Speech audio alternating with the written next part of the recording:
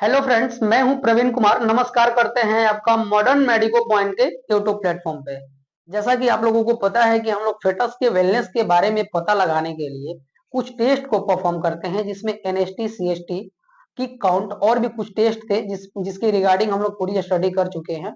और जो अगला हमारा आने वाला टेस्ट है या असेसमेंट है, उसके रिगार्डिंग स्टडी करने से पहले आरएच इनकम्पेटेबिलिटी को पढ़ेंगे, क्योंकि इसका मेन रोल है उसमें। ठीक है ना।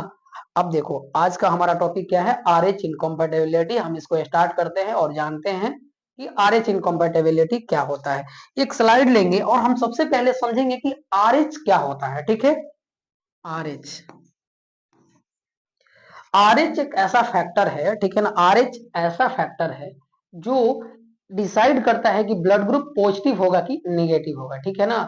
आरएच ही डिसाइड करता है कि ब्लड ग्रुप पॉजिटिव होगा कि निगेटिव होगा। आरएच ये जो है ना, ये आरबीसी के सरफेस पे पाया जाता है। किस पे पाया जाता है? आरबीसी के सरफेस पे पाया जाता है। अगर ये जो आरएच है आरबीसी के सरफेस पे प्रेजेंट है, इट मींस कि जो ब्लड ग्रुप है वो पॉजिटिव होगा। ठीक है ना। चाहे ए पॉजिटिव हो, बी पॉजिटिव हो, ये ये दूसरा फैक्टर हो गया, लेकिन हम इससे डिसाइड कर सकते हैं कि पॉजिटिव होगा कि निगेटिव होगा। ठीक है ना। अब देखो, आरबीसी के आरबीसी के सरफेस पे जो ये अगर आरएच फैक्टर पाया जाता है, तो इट मींस कि ब्लड ग्रुप है जो वो पॉजिटिव है, अदरवाइज निगेटिव है। तो अब देखो, आगे की क्लास को कंटिन्यू करते हैं। तो देखो, अब हम चलते हैं अपने मेन टॉपिक पे।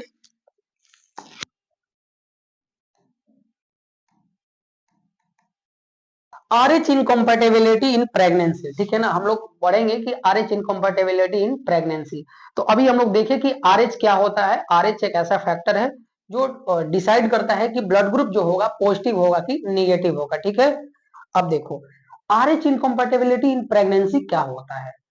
अब आपको अभी बोर्ड पे ध्यान नहीं देना है, पूरी कंसंट्रेट होकर मेरी बातों को सुनना है। आरएच इनकम्पेटेबिलिटी के पूरी जो मैकेनिज्म है, एक बार ओरली हम समझ लेते हैं, इसके बाद हम बोर्ड पे चलेंगे। देखो, कोई मदर है, क्या है? मदर है और फादर। ठीक है ना। मदर की जो ब्लड ग्रुप है क्या है? निगेटिव है, और फादर की ब्लड ग्रुप क्या है? पॉजिटिव है। तो उसके अगर मीटिंग से जो बेबी जो पैदा होगा, ठीक है ना, यानी कि जो प्रेगनेंसी कंसीव होगी, उस जो बेबी का ब्लड ग्रुप होगा क्या होगा? आरएच पॉजिटिव होगा। एक बार हम बोर्ड पे इसको लिख के समझते हैं। ठीक है। फादर क्या है?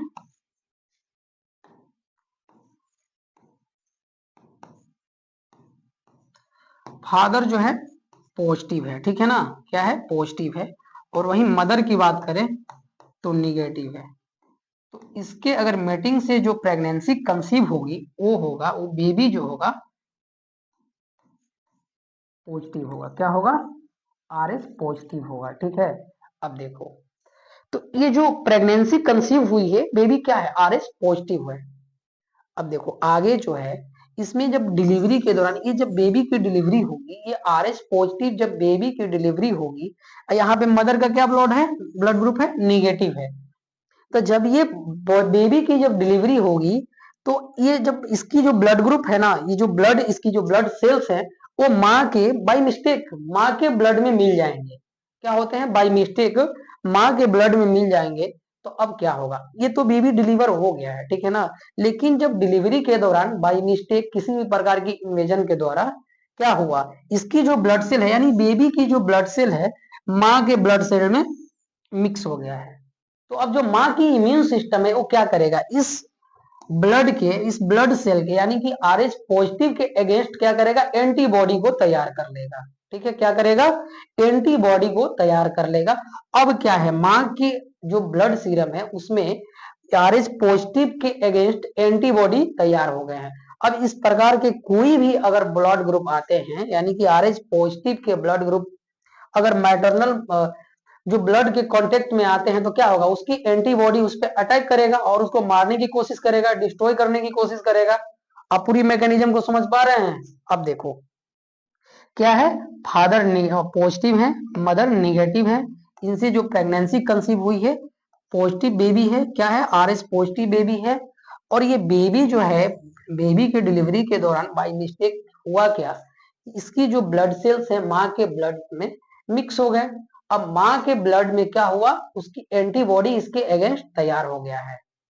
अब ये तो बेबी डिलीवर हो गया। अब जब नेक्स्ट टाइम मदर जो है RH पॉजिटिव बेबी के साथ प्रेग्नेंट होगी, यानी कि जो बेबी होगा नेक्स्ट टाइम, जो प्रेगनेंसी में जो बेबी है उसकी ब्लड ग्रुप RH पॉजिटिव है, तो ये क्या करेगा, उस पर अटैक करेगा। पहले से एंटीबॉडी उसके अगेंस्ट तैयार है, वो क्या करेगा, उसको उस पर अटैक करेगा और RBC का डिस्ट्रक्शन करता है, ठीक है ना। इसी पूरी मैकेनिज्म को RH इनकॉम्पैटिबिलिटी कहते हैं।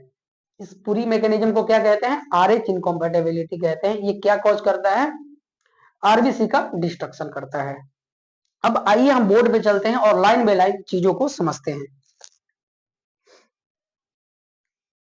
देखो यहाँ पे RH पॉजिटिव फादर है, RH निगेटिव मदर है। क्या है, पूरी लाइन वही है जो अभी हमने बताया, ओरली आपको जो समझा दिए हैं उसी को बोर्ड पे हम लिख रखे हैं, ठीक है ना। अब एक बार फिर से समझेंगे हम लोग लाइन बाय लाइन करके। RH पॉजिटिव फादर है, RH निगेटिव मदर है। तो हुआ ये कि जो बेबी है इसकी मेटिंग से जो प्रेगनेंसी कंसीव होगा, क्या होगा, RH पॉजिटिव बेबी होगा, ठीक है ना। अब देखो ड्यूरिंग द डिलीवरी के दौरान होगा क्या कि RH positive baby blood cell enter mother blood, क्या होगा, जो RH पॉजिटिव जो बेबीज का ब्लड सेल होगा वो क्या होगा, इंटर कर जाएगा मदर के ब्लड सेल में, ठीक है ना। अब ब्लड में एंटर कर गया है, देखो। अब invading RH positive blood cell, ठीक है ना, invading RH positive blood cell क्या करेगा, cause the production of RH antibodies in mother. पूरी लाइन समझ में आ रही है। Invading RH positive blood cell, जो RH पॉजिटिव ब्लड सेल जो इन्वेड कर चुके हैं माँ के ब्लड में, वो क्या कॉज करेंगे, production of RH antibodies in mother. Mother के जो ब्लड है उसमें एंटीबॉडीज का प्रोडक्शन कर दें, यानी कि जो माँ के इम्यून सिस्टम है माँ का, वो क्या करेगा, जो पॉजिटिव है पॉजिटिव ब्लड के अगेंस्ट में क्या करेगा, एंटीबॉडीज प्रिपेयर कर लेगा। अब देखो अगला जो लाइन है क्या है, conceive second time pregnancy with RH positive. अगर जब सेकेंड टाइम जो प्रेगनेंसी कंसीव होती है और RH पॉजिटिव बेबी के साथ कंसीव होती है, जो माँ के गर्भ में बेबी डेवलप हो रहा है वो क्या है, RH पॉजिटिव बेबी है, तो उसमें क्या होगा। अब देखो, अब इसमें अगला लाइन है, attack the RH positive baby blood cell. RH positive जो ब्लड सेल बेबी का है उस पे क्या करेगा, अटैक करेगा। अगला लाइन देखते हैं इसमें,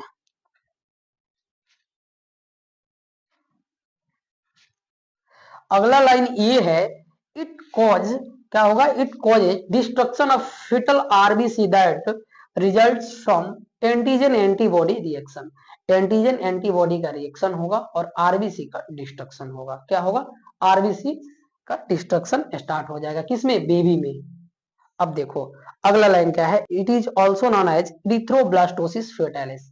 इस RBC के डिस्ट्रक्शन को क्या कहते हैं, इरिथ्रोब्लास्टोसिस फेटालिस कहते हैं।